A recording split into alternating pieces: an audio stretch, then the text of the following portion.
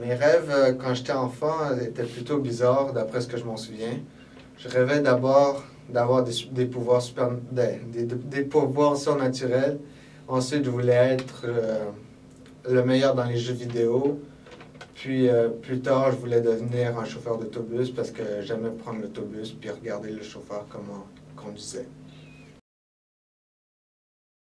Ce qui me met le plus en colère, je dirais que c'est l'intimidation et la discrimination. Je trouve ça injuste que des personnes doivent subir toute forme d'intimidation, surtout les enfants au primaire. Je sais ce que ça fait, j'ai déjà passé par là. C'est terrible et c'est l'une des étapes les plus difficiles dans ma vie. Fait que moi, je trouve ça vraiment injuste que des personnes doivent subir ça, surtout les enfants. Ben, pour moi, l'épreuve la plus difficile que j'ai fait face, c'était quand je suis arrivé au Canada. Pourquoi? Parce que je connaissais pas la langue, je connaissais personne ici, mais puis quand j'ai dit personne, c'était vraiment personne à part ma famille, ma mère, mon père et ma soeur, c'est tout, juste eux.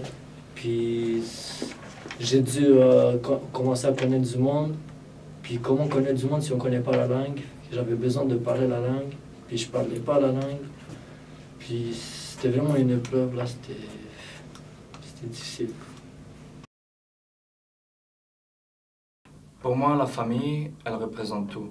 Elle représente absolument tout. C'est ma raison de vivre. Je serais prêt à donner ma vie n'importe quoi pour n'importe quel membre de ma famille. C'est ceux qui ont toujours été là pour moi. C'est ceux qui feraient la même chose pour moi. Ceux qui seraient là pour tout. Pour mes débuts, pour ma fin, pour tout. J'espère en moi tout le bonheur pour eux. C'est les personnes qui espèrent le plus de bonheur pour toi. Les personnes qui prient pour toi. Les personnes qui seront toujours, mais toujours là pour toi. Mes rêves maintenant, c'est premièrement avoir mon permis de conduire. Deuxièmement, c'est entrer au cégep et le réussir pour ensuite entrer à l'université.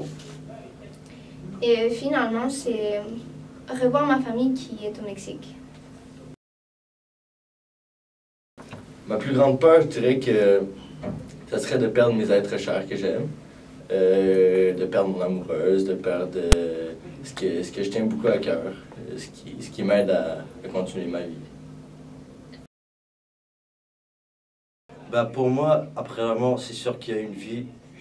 Je suis pas sûr que c'est sous forme humaine. Je pense que c'est notre âme qui va l'être. Mais à mon avis, si la Torah, l'Évangile puis le Coran disent qu'il y ait une vie après la mort, moi aussi je dis qu'il y ait une vie après la mort. Mais sous quelle forme, ça je ne sais pas par exemple.